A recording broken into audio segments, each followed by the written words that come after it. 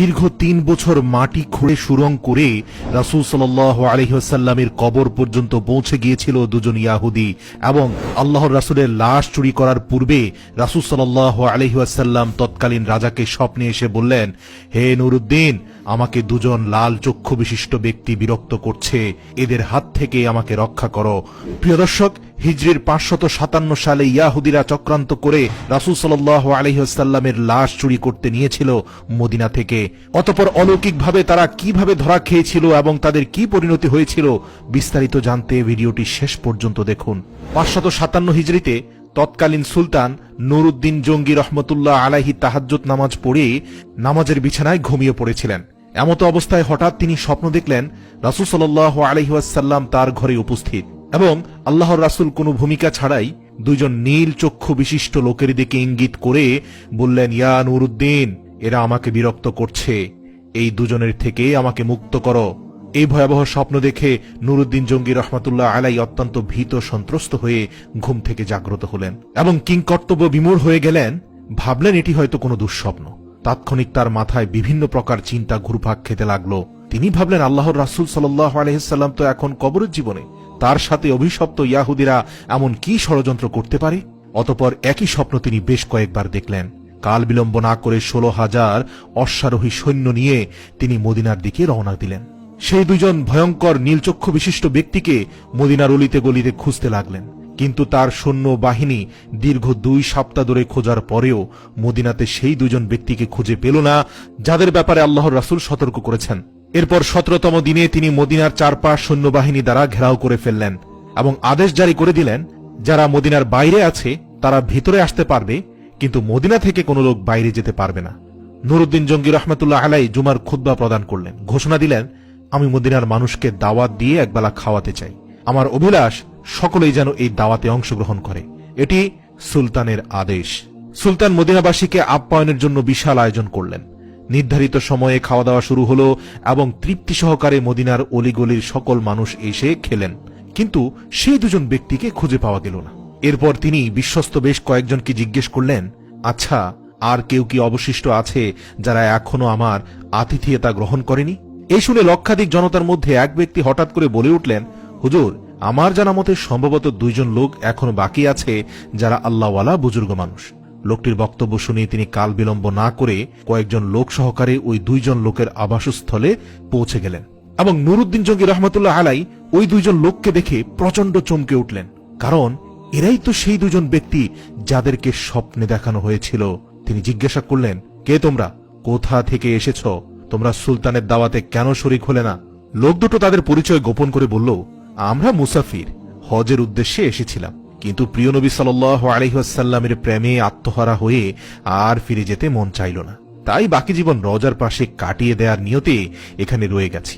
উপস্থিত জনগণ তাদের পক্ষ হয়ে বলল, হুজুর, এরা খুবই আল্লাহওয়ালা মানুষ, সারাদিন ইবাদত বন্দেগী করে। এরপর সুলতান কারো কথায় কান না দিয়ে তাদেরকে সেখানে আটকে রাখার নির্দেশ দিলেন। অতঃপর স্বয়ং তাদের থাকার জায়গায় গিয়ে খুব ভালো করে অনুসন্ধান চালালেন, কিন্তু সেই স্বপ্নের সাথে সম্পর্কিত কোনো কিছু সেখানে পাওয়া গেল না। এখনো রহস্য উদ্ঘাটন করতে না পারায় তিনি সীমাহীন চিন্তিত হয়ে পড়লেন।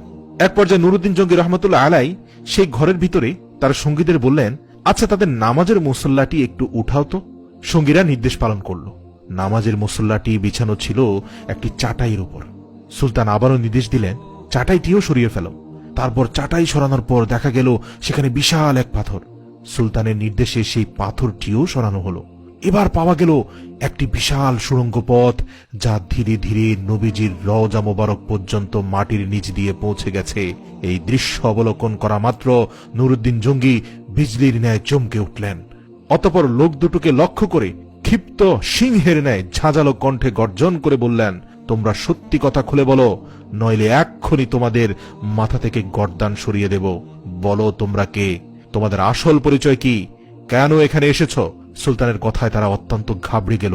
কঠিন বিপদ সামনে দেখে তারা আসল পরিচয় প্রকাশ করল এবং বলল, আমরা ইয়াহুদি।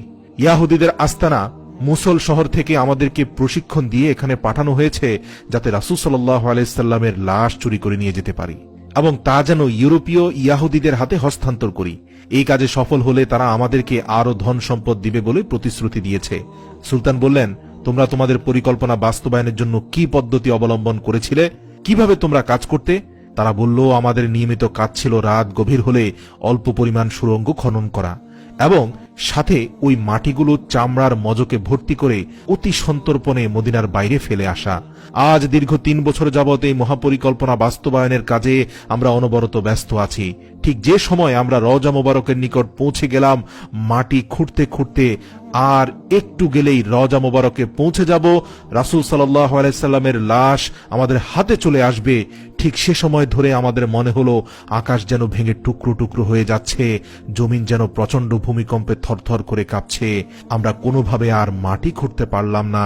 দীর্ঘ 1 বছর মাটি খোঁড়া বন্ধ করে শুধু পরিকল্পনা করছি, কারণ গর্তে প্রবেশ করলেই ভূমিকম্প শুরু হয়ে যায়। তাদের বক্তব্য শুনে সুলতানের চোখ দিয়ে পানি পড়তে থাকলো এবং তার কাছে সবকিছু পরিষ্কার হয়ে গেল। তিনি সেই 2 ইয়াহুদীকে নজিরবিহীন শাস্তির ব্যবস্থা করলেন। একটি বিশাল ময়দানে 20 হাত উঁচু একটি কাঠের মঞ্চ তৈরি করলেন। নির্ধারিত সময়ে লক্ষ লক্ষ লোক উক্ত মাঠে সমাবেত হল। সুলতান নুরউদ্দিন জঙ্গি রহমতুল্লাহ আলাই অপরাধী লোক দুটোকে লোহার শিকল দ্বারা আবদ্ধ করে মঞ্চের উপর বসালেন। তিনি লোকজনদের বিপুল পরিমাণে লাকড়ি সংগ্রহের আদেশ দিলেন। তারপর লক্ষ জনতার সামনে সেই ইয়াহুদী লোক দুটোকে মঞ্চের নিম্নভাগে আগুন লাগিয়ে পুরো ভস্ম করে দিলেন। কোন কোন বর্ণনায় আছে সেই আগুন নাকি দীর্ঘ 11 দিন পর্যন্ত জ্বলছিল।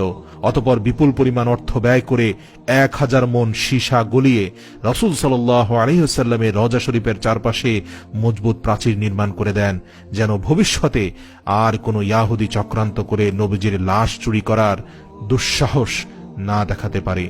এরপর তিনি রব্বুল আলামিনের দরবারে শুকরিয়া আদায় করলেন এবং তাকে রব্বুল আলামিন এত বড় খেদমতের জন্য কবুল করায় তিনি সপ্তাহব্যাপী আনন্দ অশ্রু বিসর্জন দিয়ে মুনাজাত এবং সিজদায় পড়ে রইলেন।